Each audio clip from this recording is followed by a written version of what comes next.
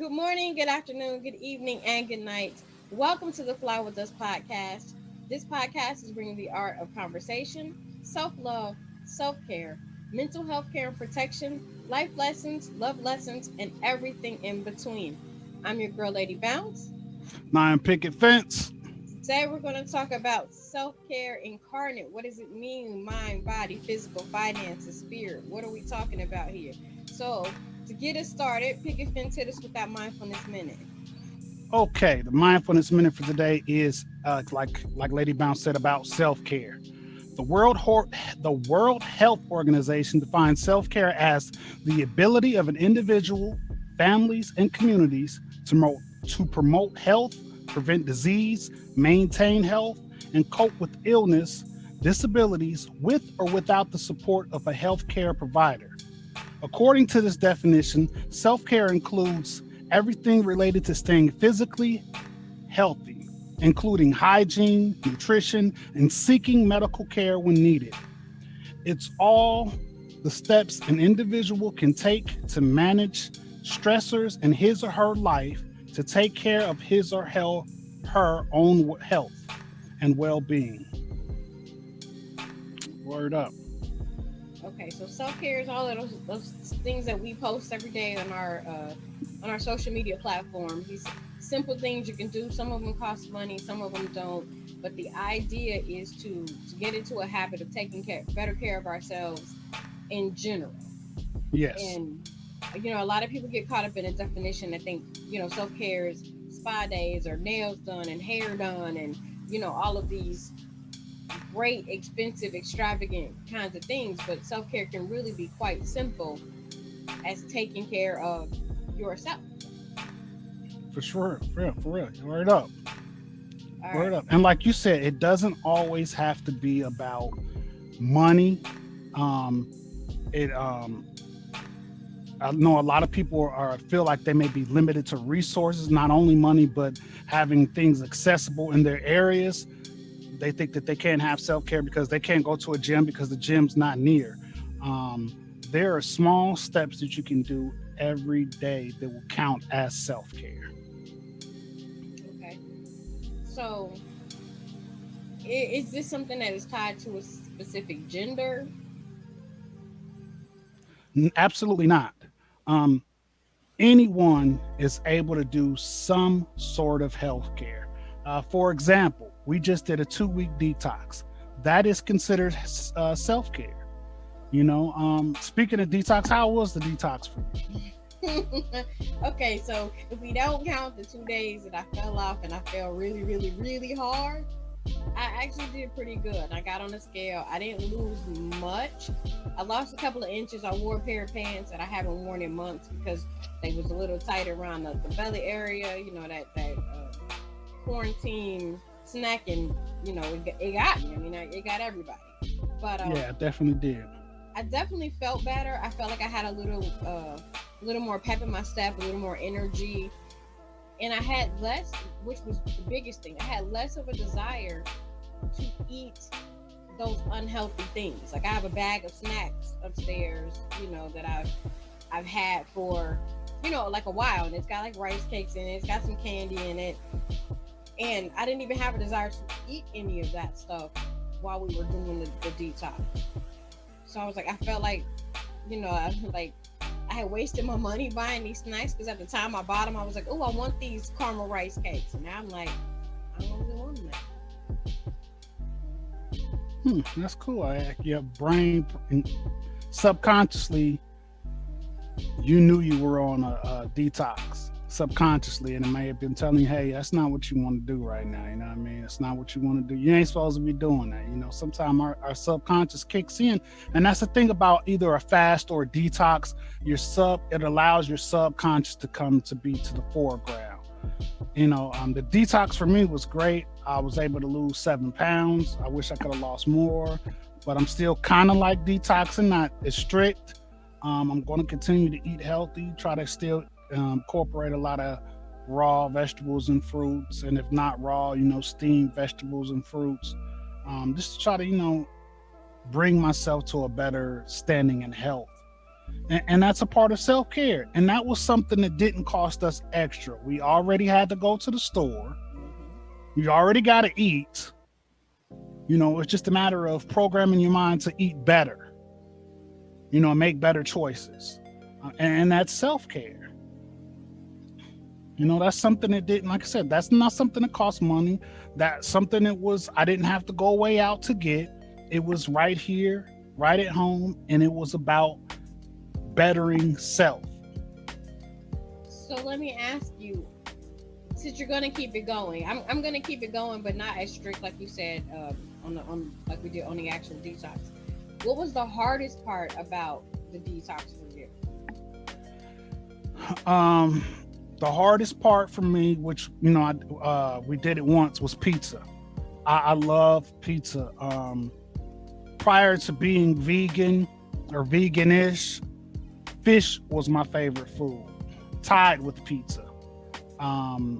So I no longer eat fish, but pizza is still my number one go-to food. I could eat pizza for breakfast, lunch, or dinner. Doesn't matter what time it is. We have it on Friday night. I could eat a cold piece Saturday morning. I love pizza.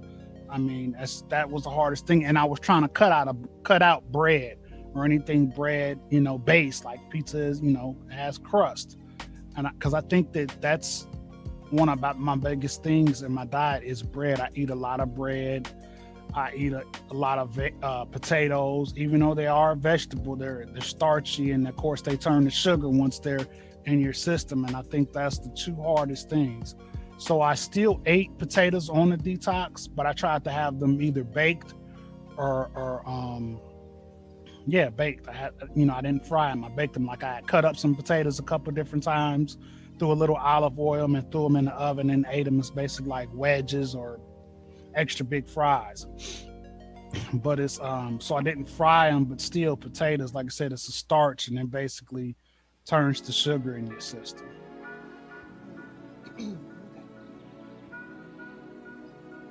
So for me, I had two elements of the detox that were a little challenging. One was not having a cocktail, trying to avoid alcoholic beverages as they turn, sugar in your body as well. And just overall, they're not good for you. And drinking water. I like water. I don't have a problem with drinking water, but it's really hard for me to drink water on a time schedule when I'm not thirsty.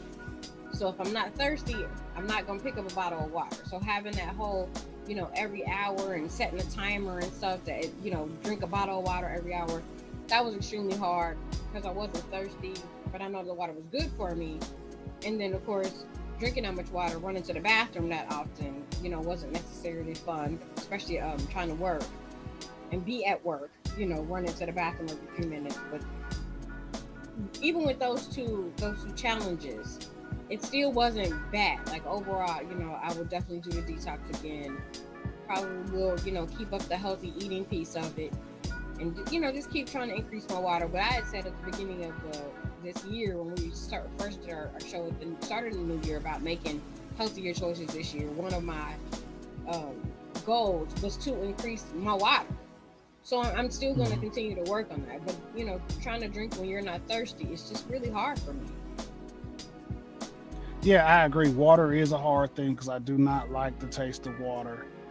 One thing that helped me be more mindful of water is every meal I drink water with every meal, and I tend to usually eat spicy food, so I wouldn't drink the water during my eating.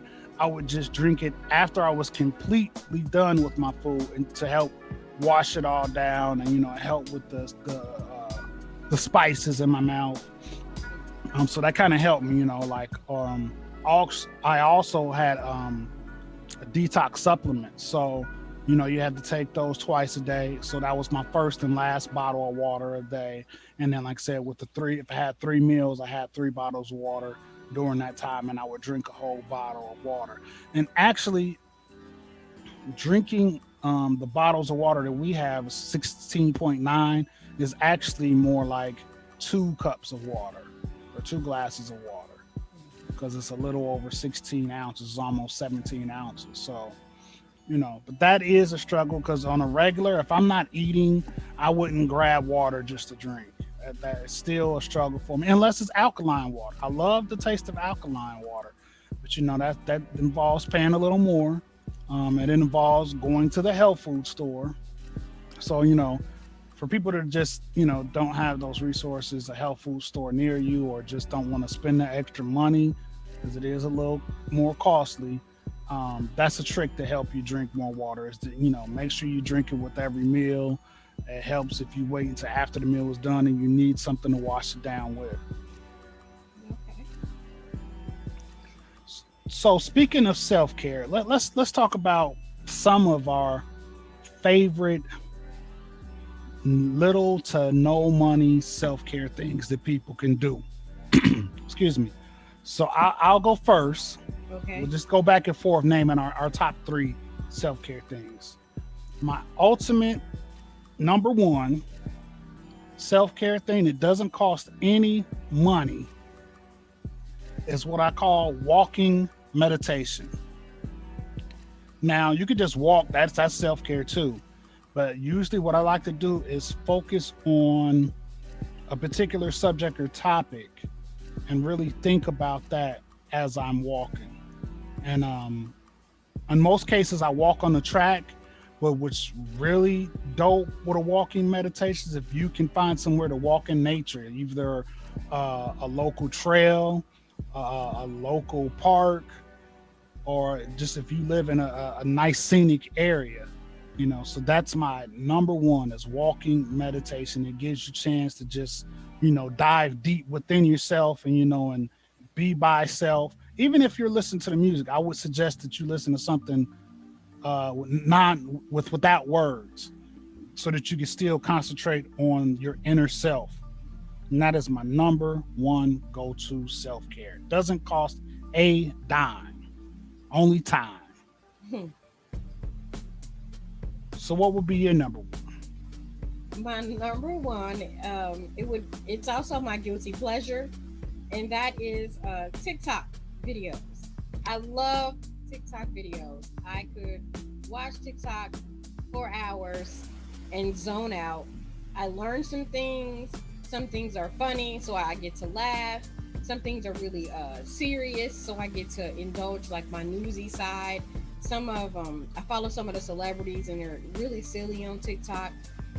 It is just really a release, and with the videos being so short, I can like click it on at any minute and take 5 minutes, and I could watch 5 or 6 videos in a 5 minute period. Or if I have a longer amount of time, sit there and scroll. Like say there's funny videos, there's musical videos. I learn recipes, cleaning tips. It's just really like an overall very well-rounded app, and I enjoy it. Okay. Let's see. My number 2 for me, definitely. This is a battle for number 1 spot, but number 2 for me would be listening to relaxing music, either jazz, classical, or binary beats, or a lo-fi hip hop instrumental, something that's just instrumental based, that's not really hardcore banging, but something that's relaxing and soothing, something that will help you dive deep into yourself. That's definitely my number 2 is listening to soothing, either jazz, like I said, lo-fi hip hop, classical music, or binary beats, something that allow me to kind of drift into what I would say inner space, go into your mind and yourself, that just helps you unwind, takes you away from the everyday rigmarole. You know what I mean? So that's number 2 for me. Okay.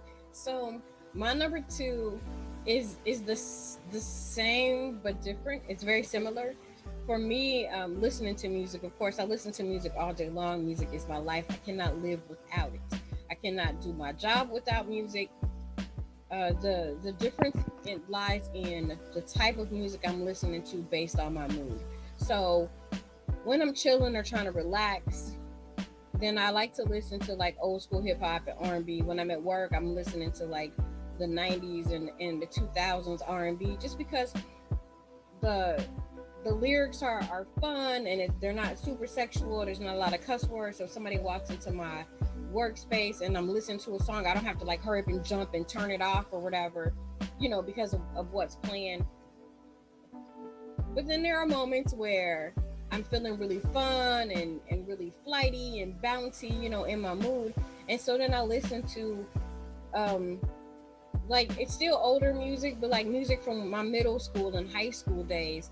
And then it takes me back to a place where I was less stressed and I wasn't worried about the weight of the world on my shoulders. I didn't have to, worry about working and paying bills. It was really just all about having fun and being a kid.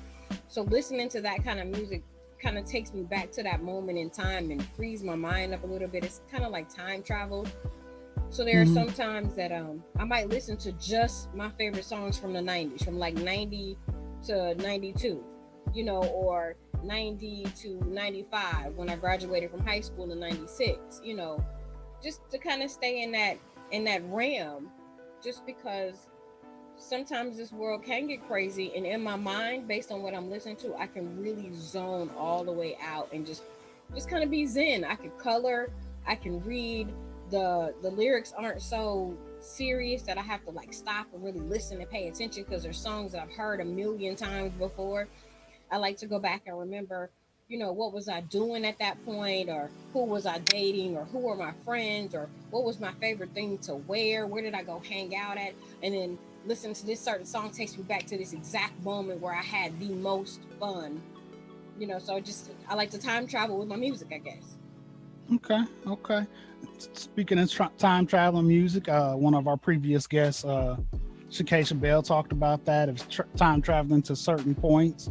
So shout out to the Pretty Priestess. That gave us a lesson in time traveling through not necessarily music. She was more talking about certain areas, just being able to tap into the music and the clothing and all of that in certain areas. It kind of does help you, you know, escape to, like you said, better times that, stress free times. You know what I mean? Mm-hmm. Definitely, definitely. So for me, my third one would be third favorite self-care thing would be, I'm gonna have to say, either watching watching documentary movies that have to do with metaphysics and wellness, or either reading books on the same subject. I've last, during our detox, I really got into watching documentaries on that app Tubi. They have a lot of metaphysical documentaries on there. I've been reading through some of my older metaphysical books, and it kind of helps you stay centered when you're doing something like a detox. Like when you said, me struggling with pizza and struggling at, man, I could go for a nice cold beer right now. You kind of pop that on or kind of open a book. It kind of helps you get centered. Like, hey, I am a strong being. I can do this. It kind of helps you stay focused. When you read about hidden powers of the mind and the body, and we talked about that before our detox. Don't watch the news, don't watch negative stuff, watch stuff that's going to be positive, stuff that's going to help you get through the detox. So that would be number 3 for me, either watching documentaries or reading on topics of metaphysics and wellness and health. Okay. So for me, number 3 is probably a little childish to some, but it's okay. I like to play games. I have some apps on my phone that I like to play. Like, I like this. I have a parking game where they park the cars sideways, and you have to get the cars out of the parking lot without hitting each other and hitting the people that are walking through the parking lot. I've got a spades app where I taught myself how to play spades because I didn't grow up playing spades. Bowling games, just electronic games that are just enough strategy to keep it interesting, but they're not hard. So if you're going to play a game and it's going to be hard, or you got to spend a lot of real money to advance in the game, those kind of games aren't fun for me, because I'm more focused on the goal, whatever the goal is, to get the highest score at the end of this round, or to get the coins for this, or meet this quest or that quest. Those kind of games aren't fun because it's not relaxing, because I'm more focused on the goal than I am about just playing the game. So basically like a mind game or a puzzle game, something that, that has your mind working, but not too hardcore. Exactly. Word up. So yeah, I mean, I think that all 6 of those are very good things, and those are things that don't cost us any money or little to no money. They're things that help, physically and mentally. Because I think that we forget that humor is a great part of well-being. It's having humor, like you said, with the TikTok videos, watching funny videos. Life is a mother sucker. and it's, and especially in the times that we're in, it's kind of you need things to laugh at. You need to find humor and stuff. So I mean, I think that's great. And then like I said, being in nature, now that spring is here, try to get back out in nature. It doesn't cost you any money. Take a nice little stroll. And puzzle games is a great one. They say you have to have a healthy mind to lead to a healthy body. Absolutely. So that's a real good one too. And both our number 2s is about music, which I think that we just have music tattooed on our DNA. That's something that is a given for anybody that knows us on a personal level. That music is like I said, it's probably written on our bones. So I mean, what the thing is, and it's going to be this week's self-care assignment, is you find 3 things that you like to do that are little to no cost, whatever they are, as long as they're positive, non-harming to other people, meaning disrespect or anything like that. Those can be considered self-care. It could be something simple like taking a hot bath when you get off work. Sometimes we jump up, take a shower, and we're out the door.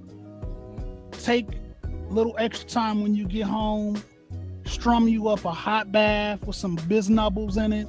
Biznubbles? And, don't put no bubbles in a hot tub, though.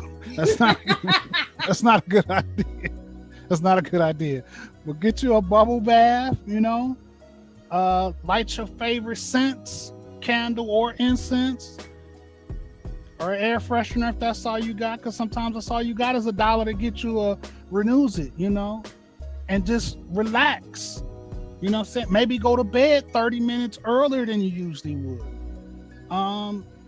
If you don't have a rush when you get up, rushing out the door to work, maybe sleep 5-10 minutes more.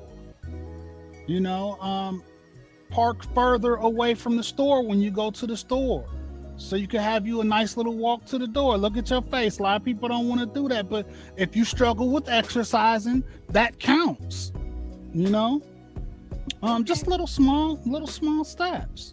That are things that are going to be. Now, I won't lie. Some things are self-care that might not seem like it to you, like everybody that's not in excellent shape already is going to have a hard time getting the motivation to go work out or go to a gym. So, those extra steps to walk to the door of the store may seem like torture and not self-care, but it's good for your body. And once your body's feeling better, maybe it would help your mind feel at ease and then better. You know what I mean? I do indeed. I only made that face because parking further away from the store sounds great, depending on what store you're going to. And so if I'm going to like the grocery store, and after I've done walking around the store all that time and pushing that heavy cart, I'm not sure if I want a long trek back to my car. But it is good exercise nonetheless. I'm just saying, for me, depending on what store I'm going to, no. Well, here's a little hack. It's gonna be a no. You can pretend when you're pushing that loaded cart further out in the parking lot that you're doing like that training that football players do, where they hit the person standing on the sled and they gotta push them so many yards. That's your workout. Say I'm the guy on the field pushing a dude that's standing on a little sled thing. Okay. Just a little life hack, you know what I mean? Okay, I guess I could get with that. All right, it's time for my favorite part of the show. Doom, doom, doom, doom, doom. Brain science, science, science, science. All right. So we've been talking about self care, fit body, fit mind. So why do it? Let me tell you why. A fit body means a fit mind. Along with physical strength, a little exercise helps you build brain power. Forget the term dumb jocks. According to the latest research, that's an oxymoron. New findings from biology and education research show that regular exercise benefits the brain in numerous ways. Not only can regular workouts in the gym or on the playground improve attention span, memory, and learning, they can also reduce stress and the effects of ADHD in children. It can also delay cognitive decline in your old age. In short, staying in shape can make you smarter. Memory, retention, and learning functions are all about brain cells actually changing, growing, and working together. Exercise creates the best environment for that process to occur. Although researchers aren't exactly sure how exercise leads to better cognitive function, they are learning how it physically benefits the brain. For starters, aerobic exercise pumps more blood throughout the body, including to your brain. More blood means more oxygen and therefore better nourished brain tissue. Exercise also spurs the brain to produce more of a protein called brain derived neurotrophic factor, or BDNF, which is also called miracle grow for the brain. This powerful protein encourages brain cells to grow, interconnect, and communicate in new ways. Studies also suggest exercise plays a big part in the production of new brain cells, particularly in the dendrite gyrus, a part of the brain heavily involved in learning and memory skills. Researchers believe that the more regular your exercise routine, the more long-term benefits your brain will get. So it's important to keep working out regularly. Try your own 20-minute romp around the playground or in a gymnasium.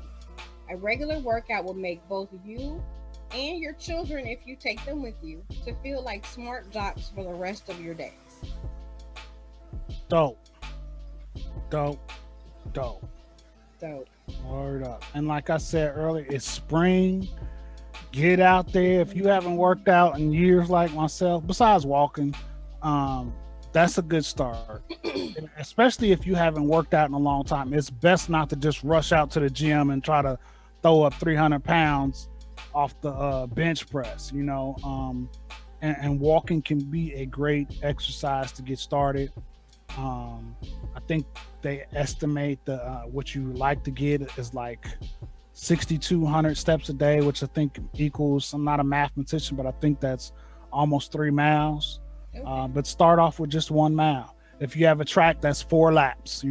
It's simple math. If you know a place where there's an actual track at, usually a track is a quarter mile each lap. So if you walk 4 times, you got a mile in. Give or take a few steps. So if you do it 8 times, 2 miles, and so on and so on, and like I said, you don't have to use a track. You can walk in your neighborhood. You can find a trail or go to one of the parks. If you're in the same state we're in, Ohio, we're flooded with parks everywhere. Um, you can even walk the bike trails if you like. Just get out there, get moving. It helps move the blood and circulate oxygen throughout the body. Like you said, one of your things was a real good one is playing those games because it keeps your mind active. If some people don't have the physical capability to get out and exercise, but keep that mind sharp. That's self-care. Every bodega corner store sells incense. Get you your favorite smell, light an incense or a candle. Take some time to just be quiet and enjoy that scent. That's self-care. Go outside on your porch if you got a porch and feed the birds. Watch the birds. Bird watching is self-care. It's relaxing. Find something that you enjoy that brings you happiness, calmness, serenity. Those are all little things you could do to self-care. Now, if you're a big baller, take you a trip to Montego Bay, Not Miami. It's too crowded down there. Them kids down there acting crazy down in Florida. Go somewhere where there ain't a lot of people. We're still in a pandemic. It's not over, people. Find somewhere that people don't think is cool. Go out to the desert or somewhere. Being around a lot of people probably won't make you feel relaxed. It's probably gonna make you feel anxiety right about now. But real quick, I just want to big up everybody that has been flying with us. Please continue to do so. Like, share, subscribe, and please comment. If you have a comment or concern or just want to say what up, y'all, appreciate what y'all doing. Please, we love to hear some feedback from you. And if you got it, please become a Patreon so that we can continue to bring you these self-care tips. As you see, we're trying to upgrade our studios so that we're able to bring you quality sound and visuals. We're going to be bringing you some more giveaways soon. So if you got it, as little as $1 a month, you can become a patron so that we can continue to help ourselves and you help yourself. Fly With Us podcast. Fly with us. You can Google us where you can find us anywhere you find your favorite podcast, whether it be Apple Music, Google Play, SoundCloud, Anchor. We're everywhere. You can also find us on IG under Fly With Us. You can find us on Facebook, Fly With Us. Like I said, please like, share, and subscribe. I'm your boy Picket Fence. I'm Lady Bounce, and before I go, I gotta give a quick shout out to my girl Coach MV for the shirt. Mental health is sexy. Got the matching mask, so when I go out, I'm protected. I'm letting the world know mental health is sexy, self-care is sexy. And I don't know, but if you need to go back and find it. Coach V was actually a guest on our show, and she wrote a book about how she healed herself from her mental health issues without medication. So check her out. I'll make sure that I tag her in the comment so you can get you a shirt, matching mask set. She's got mugs. She's got all kinds of merchandise. And my favorite thing that she sells is a whole self-care kit. And everything that you need for a good self-care day or week is in that box. So I'm Lady Bounce. I'm Picket Fence. And we out of here. Peace.